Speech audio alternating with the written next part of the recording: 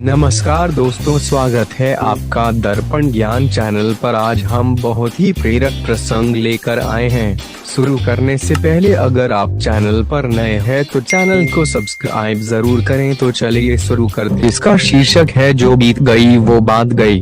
एक कॉलेज का छात्र था जिसका नाम था किशन। हमेशा वह बहुत चुपचाप सा रहता था, किसी से ज्यादा बात नहीं करता था, इसलिए उसका कोई दोस्त भी नहीं था। वह हमेशा कुछ परेशान सा रहता था, पर लोग उस पर ज्यादा ध्यान नहीं देते थे। एक दिन वे क्लास में पढ़ रहा था। उसे गुमसुम बैठे देखकर अध्यापक महोदय उसके पास आए और क्लास के बाद मिलने को कहा। क्लास खत्म होते ही किशन अध्यापक महोदय के कमरे में पहुंचा। किशन, मैं देखता हूँ कि तुम अक्सर बड़े गुमसुम और शांत बैठे रहते हो, ना किसी से बात करते हो और ना ही किसी चीज में रुचि दिखाते हो। इसलिए इसका सीधा असर तुम्हारी पढ़ाई में भी साफ नजर आ रहा है। इसका क्या कारण है? अध्यापक महोदय ने पूछा।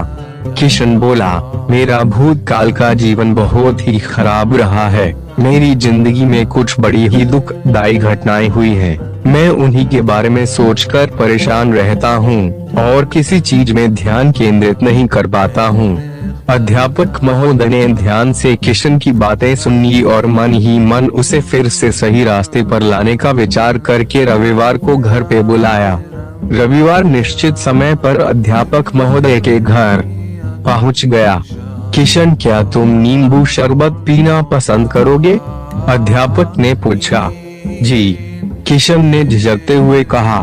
अध्यापक महोदय ने नींबू शरबत बनाते वक्त जानबूझकर नमक अधिक डाल दिया और चीनी की मात्रा कम ही रखी।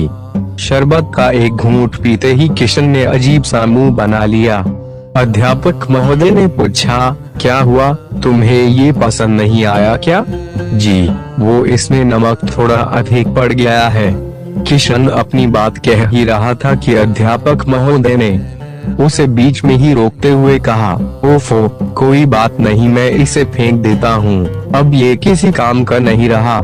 ऐसा कहकर अध्यापक महोदय गिलास उठा ही रहे थे कि किशन ने उन्हें रोकते हुए कहा, नमक थोड़ा सा अधिक हो गया है, तो क्या हम इसमें थोड़ी और चीनी मिला दें तो ये बिल्कुल ठीक हो जाएगा? बिल्कुल ठीक किशन, यही तो मैं तुमसे सुनना चाहता था।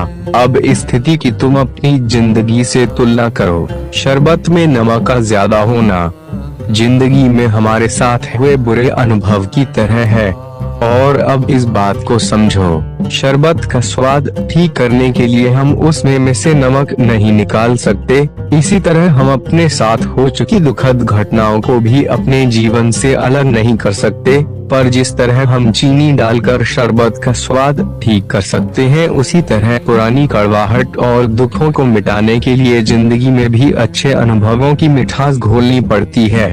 यदि तुम अपने अतीत का ही रोते रहोगे तो ना तुम्हारा वर्तमान सही होगा और ना ही भविष्य उज्जवल हो पाएगा।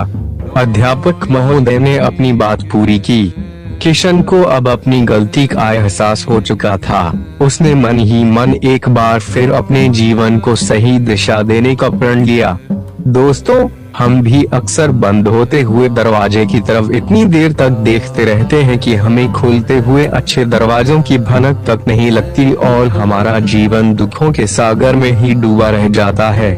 जरूरी है कि हम अपनी पुरानी गलतियों या फिर तकलीफों को भूलना सीखें और जिंदगी को फिर से नई दिशा